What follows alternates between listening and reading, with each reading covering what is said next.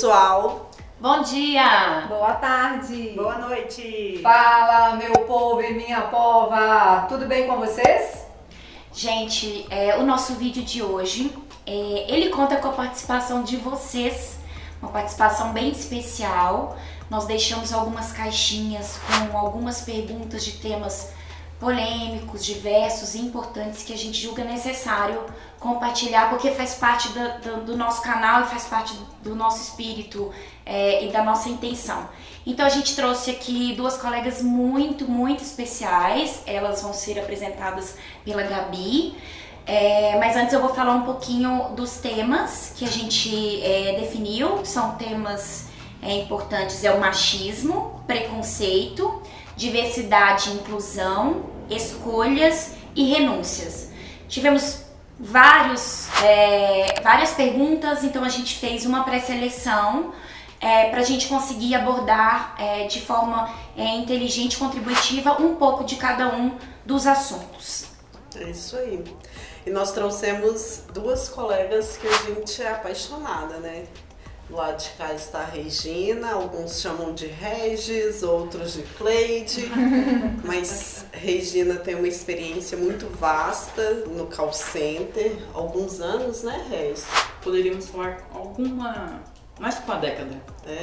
Alguns, muitos anos. Mais que uma década. Quase que igual o Alisson, 40 anos de call center. No formal e a cabeça. Eles praticamente implantaram juntos. Podemos dizer É isso assim. aí. E do lado de cá, nossa querida Mara, Maroca. também nossa colega de call center. Quantos anos de call center, Mara? 19 anos. Ixi. Mas eu entrei um bebê. 20 de idade e 19 de call center. É isso aí. É tipo, ela foi prometida para o call center, né? A mãe era do call center, a avó era do call center, a bisavó era do Quando eu call nasci, eu gostava de headset. center.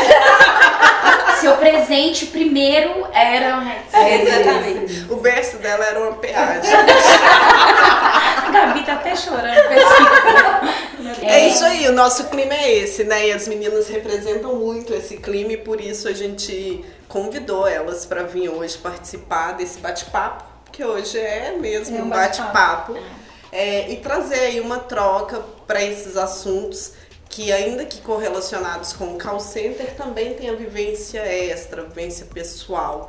Então a gente vai começar aí com a Sol, que tem uma perguntinha aí. Então a gente escolheu a pergunta da Joyce Helena. Joyce, muito obrigada pela sua participação. Obrigada, Joyce. Inclusive, ela tá sempre participando, Joyce, né? A Joyce Ela é uma ativa no fofa. canal.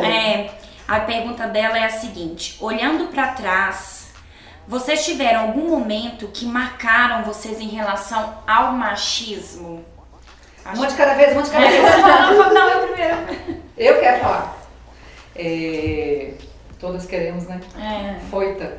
Eu quero dar um depoimento só rápido para que todas possam falar com relação ao machismo, que às vezes a gente linka, e principalmente porque aqui no canal a gente traz muitos temas ligados à vida profissional, né? A gente traz muita contribuição do nosso dia a dia ligado às nossas carreiras, mas eu vivenciei o machismo de uma forma muito forte dentro da minha casa, né? Com meu pai. A criação que eu tive foi uma criação muito machista. E eu fui criada sem poder ter escolhas. Na verdade, eu fui criada pautada em valores onde uma mulher bem-sucedida, apesar de eu ser também como amar um bebê, É a dona de casa. era a dona de casa. Então, meu pai, na ignorância, né, intelectual, achava que para ser uma mulher bem-sucedida era ter um bom casamento, né, e casar jovem. Então, estudar, fazer faculdade, trabalhar fora não era uma possibilidade. O que vocês estão rindo? Ela tá aqui levemente escondendo o celular dela, que não para de vibrar. Deveria estar no modo Gente, desculpa. E essa parte Olha não aqui. vai sair do vídeo. Não vai, mostrar não pra vai. vocês. Não é pra editar, tá? Não é pra Tem, tirar. tem. Desculpa, gente, eu tentei ser discreta, mas essa menina, ela olhou assim de lado e falou: Então a gente volta aqui depois do incidente do celular da Soraya atrapalhar a gravação. Minha primeira experiência com o machismo foi oriundo da minha criação e do meu pai, né? E é onde a gente imagina que tem que ter todo mundo ali te apoiando, te empoderando, né? E aí, como é que foi isso pra vocês? Josi, você falando isso daí, me lembra o machismo dentro da brincadeira, tá? Quando eu tô com os meus tios, na hora de jogar truco, eles se recusam a sentar na minha frente pra eu não trucar eles. Eles se recusam. Eu, como mãe de menino, e aí acho que é muito vivo isso, quem convive comigo sabe disso, eu tenho muito receio de como criar, né, o Augusto, eu falo muito isso. E assim, escutar alguém virar e falar assim, nossa, mas ele é lindo, vai pegar todas, acabou. Aquilo ali vai virar uma DR absurda. Mas isso não é ciúmes? Não. Porque ele te lindo. Mas não é assim, de verdade. É porque eu acho errado já criar essa cultura, né? Assim, o homem pega todas e a mulher tem que ser Ele vai pegar a puritana. todas, uma em cada momento, entendeu? Vai Mas assim, ser eu acho que bonitinho. Todas tipo de que frase, ele quiser e admirar e respeitar como mulher. Isso. E uma de cada vez. Só que a gente Tá ótimo. sabe Se que você esse ensinar conceito isso, tá você só já aqui, né? tá Porque na ótimo. população não tá. Ela tem que ser não é inserida. Isso. né? Então, assim, eu tenho muito esse receio, eu brigo muito internamente comigo para saber como abordar. Porque ele é uma criança, mas ao mesmo tempo eu tenho, né, tentar trazer isso pra ele. Você de está certa formando forma. um homem, né? É isso, essa é a minha ideia. Em alguns momentos existe machismo até da nossa parte. Sim, A gente conversou sobre isso, do dirigir. Eu até brinquei com a Regis, que ela dirigia há um tempo atrás, gente, a 20 por hora. Eu era uma pessoa cuidadosa. É demais. A 20 por hora. E a gente tava comentando que hoje a gente, né, olha isso e fala, a mulher dirigindo. Se você não se policiar, mulher. você vai ser machista. É isso aí. E você vai reforçar o que a gente tanto prega. Porque a linha é muito tênue entre o mimimi, porque eu vivo muito E as isso. pessoas confundem. Separar o mimimi do que você sentiu na pele. E o sentir na pele, ele é mais pesado. Eu vou contar pra vocês uma história que há poucos dias a minha amiga vivenciou e eu fiquei horrorizada. Se eu tivesse lá, é até bom as pessoas terem pessoas que travam em situações adversas, porque às vezes vira uma confusão maior, né?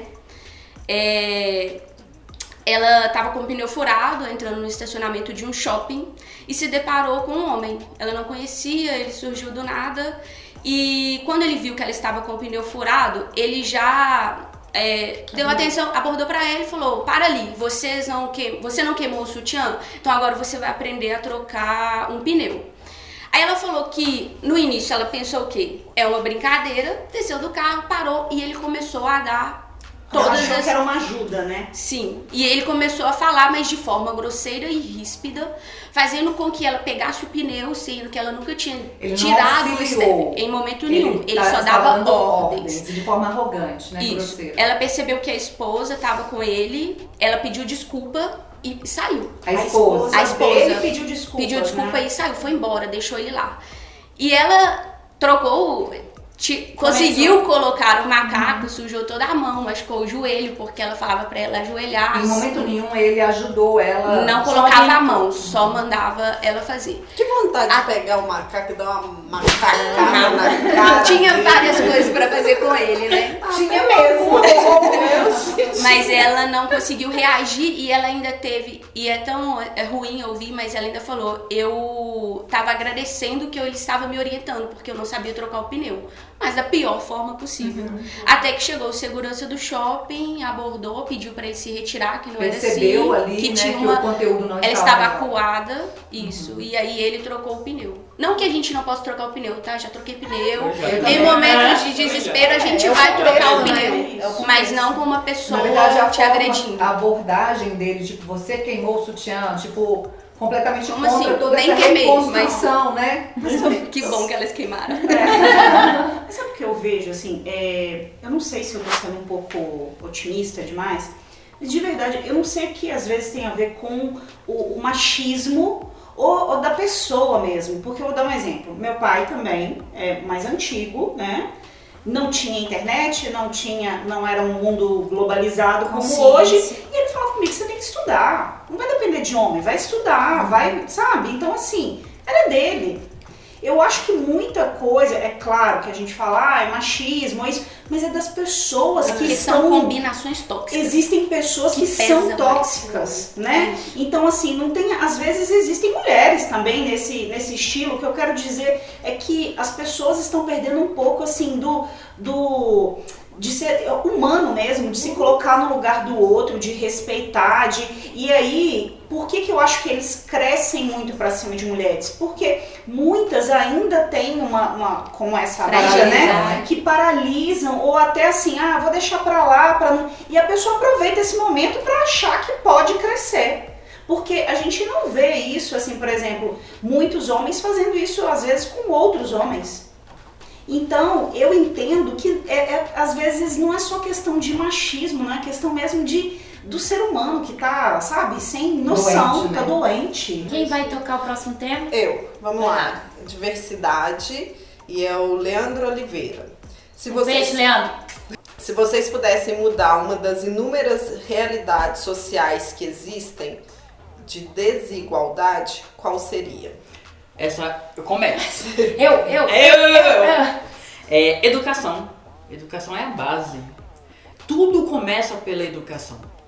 Então, as oportunidades no mercado de trabalho, as oportunidades começam na educação. Criminalidade, educação. Educação, tudo. Fome, educação. Então, esse acho que a gente nem precisa pensar. A gente nem precisa pensar. Primeira coisa. Esse eu acho que é unânime, né? E por que vocês acham que não existe hoje um incentivo, já que a gente tem um consenso aqui de que se a gente investisse enquanto sociedade, enquanto país na educação, que a gente teria uma mudança estrutural da sociedade, por que vocês acham que isso não acontece hoje? Qual que é a crítica de vocês?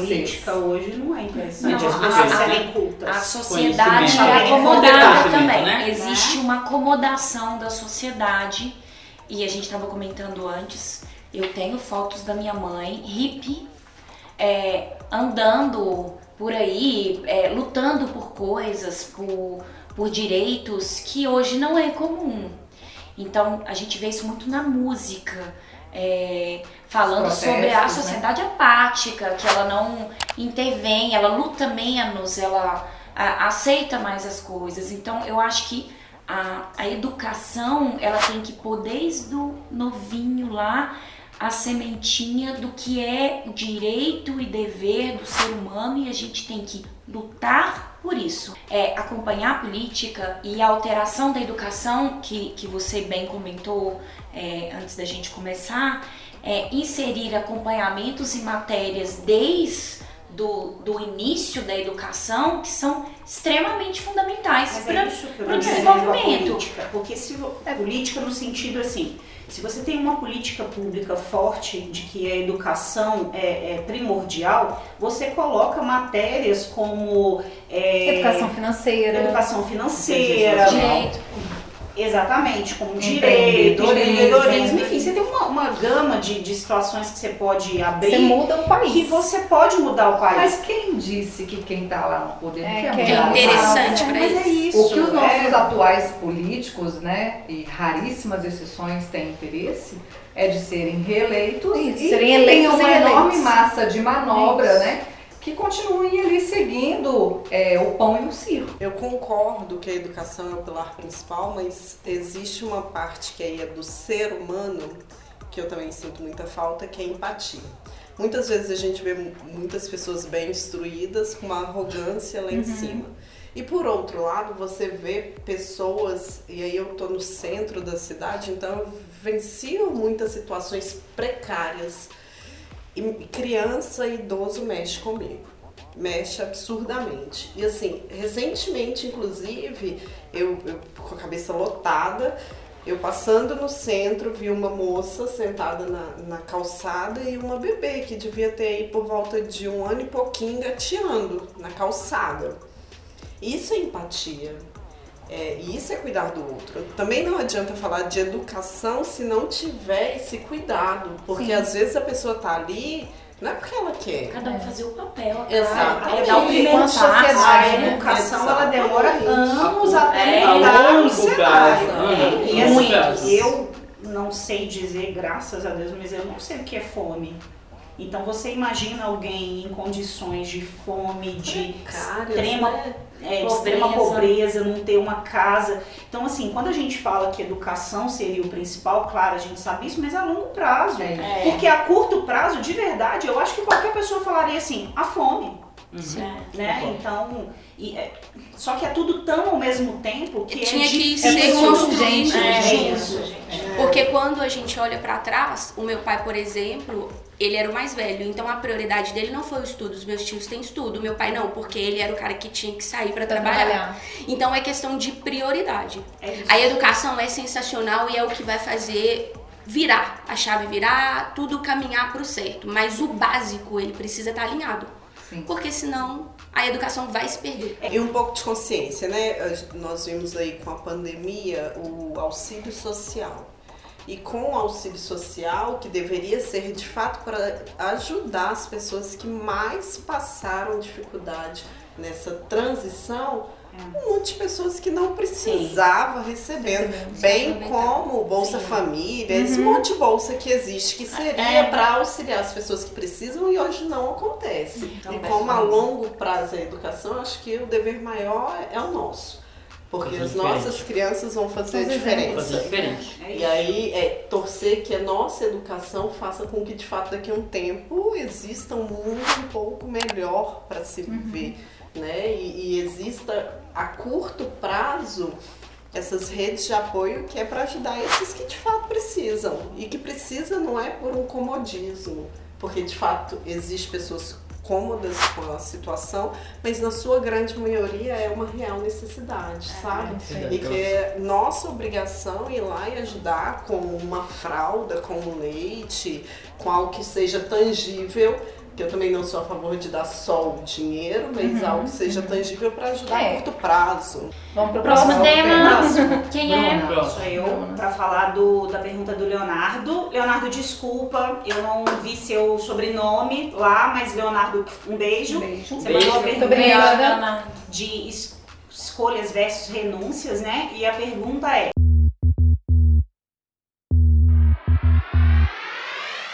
Quero dinheiro, quero amor sincero, isso é que eu espero. A gente tem que fazer só vai cantando uma vez, né? Quero dinheiro. A gente pode fazer. Obrigada. Tá esperando? Podemos? Vamos de